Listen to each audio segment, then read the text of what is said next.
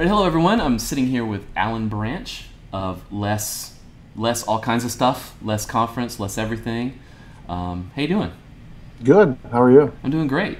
Well, listen, man, I just finished reading your book, and so tell us a little bit. What's the title of the book, so everybody hears that, and where can they get it? I think the title is "Don't Let Your Business Run You." That's right. I think that's the right title. You are correct.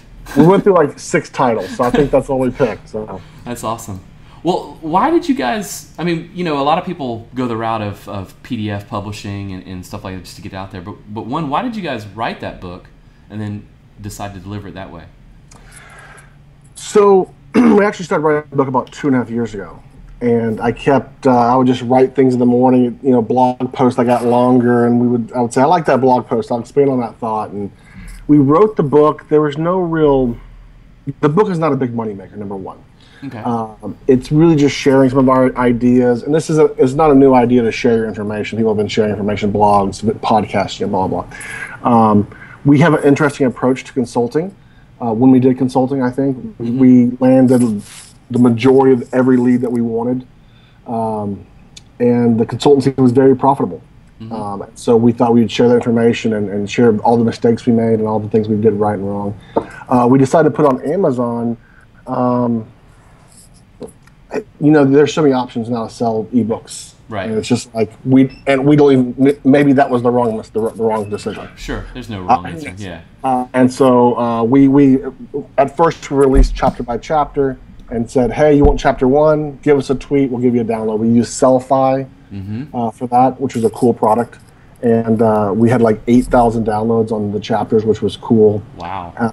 And we've sold a few books now through Amazon too, so it's making a little bit of money, but it certainly wasn't a money maker. If you look at the time we put into it, it was not a money maker. Yeah, I think that's pretty obvious. You guys didn't do this just to make money. I mean, you did this because you love this community. I do. Yeah. I mean, you do LessConf, you do lots of other things to give out there. So, why'd you decide to do a book about your consultancy as opposed to maybe consultancy to product-based business? Because that seems like right. Or is that book number 2? We're writing a little primer on building. It's not really about the merge from products or consulting to products, because I think that's not really a book, because the truth is it's really hard and it sucks, and that's the whole book, right? You're working 2 jobs. You're working your consulting job, trying to make money, and then at night and the weekends you're just stealing time from where you can. You're stealing time from sleep. You're stealing time from your kids or your family. Right. You're making those sacrifices, and you're putting the time in the products. There's the book. Yep. Yeah. And it's hard as shit. And can I say shit? But it's hard. Say whatever you want. Okay. It's hard, and you're going to question yourself every day. You're going to be like, as a small business owner, I think the first sell of the day is selling yourself that you're doing the right thing. You wake up and you're like, this is going to be a good day. Yeah. And you go put in like 16 hours, Yeah. And you're always investing for the future, and so you're selling yourself, and it's hard. And your friends go out and they get funding, and you're like, I want $1 million. Yeah. And we had VCs contact us, and if you get on TechCrunch, you get 30 VCs calls the next day, and so. Well, I was going to ask you about that. There was just a TechCrunch article about you guys, how you turned down a deal from GoDaddy. Why would you do that? So they contacted us, like 2009, and GoDaddy is the Comcast of the domain space. Yeah. And they were looking for. We never got into money. The talks never got that far. We just kind of cut them off in the beginning, just because it would be like selling your company to Comcast, right? You don't want to work for Comcast for the next 5 years, and they're not known. They're not known with the same values that you're known to have. Right. And so it just wasn't a right fit, and so our competitor outright got bought, and we just thought, now is a good time to talk about. Well, I also want to talk about the next 2 articles we're writing on the blog is about acquisitions. Ooh. And how a lot of times acquisitions aren't a good thing. Like the team is not excited about acquisition of GoDaddy. I can't imagine them being excited. Right. And a lot of times they have to be acquired because they're out of money. I don't know Outright's position, but many times an acquisition is like the only way to get out. And so acquisitions are always a party. Right, and that's kind of the thing you talk about. I mean, in the book too, and Kelly Goto?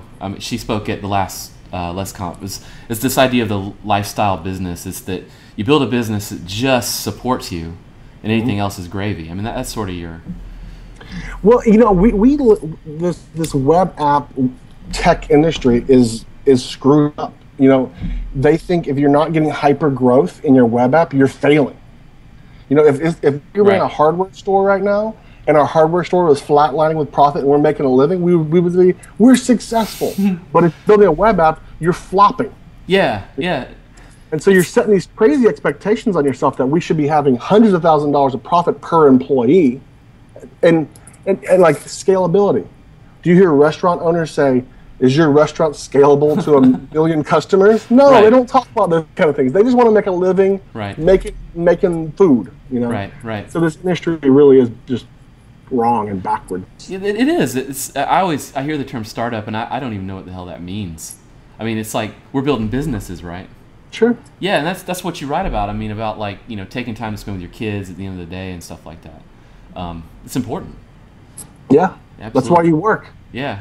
So, I mean, you guys, will you ever accept acquisition? I mean, would it be like? Oh, sure. Yeah. Oh, yeah. Yeah. We're for sale. We're for sale. Yeah. It has to be the right company. I mean, this is our baby, and it would have to be the right company, the right amount of money. But certainly, we would. Yeah. Well, there's a lot of that going around now. Did you? Who was it? Was it Cuban Council that just got? Google just hired a bunch of people. I think it happened to include. So what's your take on that? I mean, is that just part of that same deal? A lot of those are acqui-hires. You're basically getting a sign-on bonus for bringing your team on. They're going to kill off the sparrow. They're going to kill the product off. Yeah, that was the other one.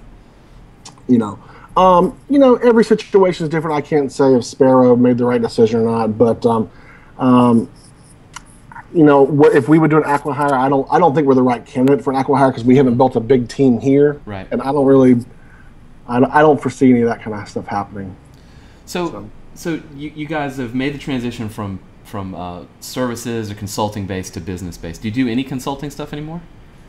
No. No. I'm trying to think. About 6 months ago, we did a project, and it was like one guy. Right.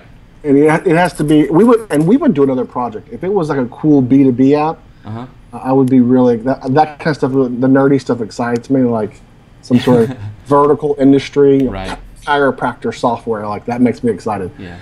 We would. We don't need the money.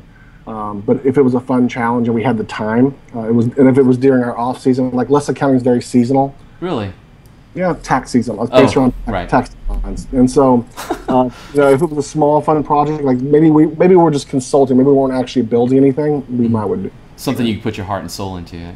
Yeah, maybe not have to just kind of steer the ship. Yeah, yeah. Well, tell me a little bit about you have LessFilms, and then you have LessConf. How do those two things work with the LessEverything, like with what you guys are doing? Yeah, so 2009, we went to Front End Design Conference in Tampa, and I was like, this is cool. It's like a little small and just kind of intimate. Let's do a conference. We threw a conference, and now it makes great money, and it's its own little thing.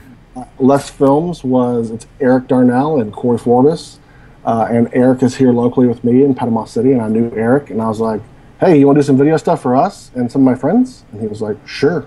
And so we created a little company.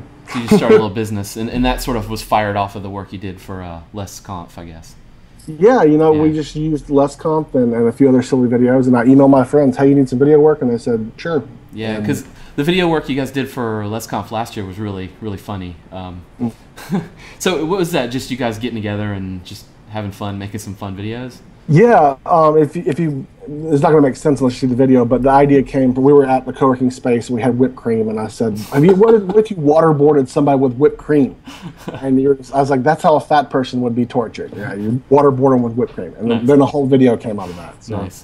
That was some great marketing. So you just kind of had fun with that, but was that, I mean, let's be serious, was that part of like how you guys were like, let's do some funny shit and market the stuff, or is that just part of who you guys are? Yeah, it's just kind of like, it seems like every kind of idea is always like, wouldn't it be cool if we, and then some idea comes out of it. It's never like, let's think of something funny. Right. Yeah, it's never like that. You know, right. I mean, look at your guys' sites. You know, the dinosaur, the robot. I mean, that's never like, Okay, dinosaur, robot, what can we do with that? What can we do with Equals it? 2,000 clicks. Yeah. Yeah, no one does that. It's always just kind of this light bulb, and you grab that little idea. Steve Martin, the comedian, said that the difference between a comedian and a normal person will think of something funny. They'll just kind of, oh, that's silly. But a comedian will take that idea and they'll turn it into a joke. And then they'll turn it into a set and a whole routine. But they grab that idea and they don't let it just disappear. Right. And I think any creative person does that. Their media just depends on what they're doing. That's an interesting way to look at that. So that brings us kind of full circle back to the book. I mean, you kind of talk about in the book that your business is going to be who you are, right? So is that kind of how you guys have sort of a reputation for being fun with the LessConf and the videos and stuff? How does that tie into the LessAccounting being the accounting brand? Because you guys are not boring. No. Yeah, you think we would be doing something we could have a little more fun with. But we try to have fun with LessAccounting. The LessAccounting tagline is, all accounting software sucks, we just suck the least. And, we're going to work into this more, but there's, error messages from Mr. T that say, hey, sucker, you need to categorize some expenses. Right. And things like that. We try to work on a little personality, but you certainly can't have the silliness of LessConf in the accounting app because it needs to be a little more serious and talk about security and that kind of stuff. Well, do you guys find that the customers that sign up for LessAccounting, do you find they fit a certain personality type as far as maybe expectations from you guys versus, I mean, I've never studied it, but what I would assume would be the people who sign up for like QuickBooks. Unless that's he who shall not be named, Voldemort. But sure. I would think of those two as very different people. Yeah, so you have people who, like early adopters, tech people who have never done accounting, and they're just coming into the app and they're just like, oh, pretty interface, looks better than QuickBooks or whatever I've seen before, teach me accounting. And so you have to teach them what bookkeeping is and accounting. And then you have people that have used QuickBooks that are either business owners that have used it or CPAs and things like that, and they want to see something that looks similar to QuickBooks. And so you have this interesting fold of like users that have that baggage, that abuse that QuickBooks gives you, and users that don't, that are just like ignorant, that don't know what to expect. So you have to teach people and unteach people. Right. And so I went to my first accounting CPA meetup last week, and that was very fun and exciting, and I met a lot of interesting people. And so it is a different world for us, and we certainly can be a little more, I'm not ourselves around tech, nerdy, geeky people, but there are accountant, nerdy, geeky guys too, people. Yeah. It's just a different kind of nerdy, geeky, and that industry has yet to embrace their nerdiness and geekiness like we have. You can go talk about Star Wars to any tech nerd and they're going to love it.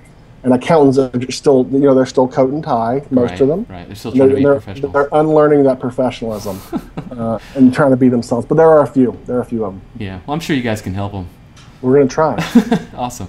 Well, thanks, man. I know I was a little all over the place, so thanks for going. Well, you guys do a lot of stuff, so. We do. Yeah, awesome. Well, thanks for talking to me.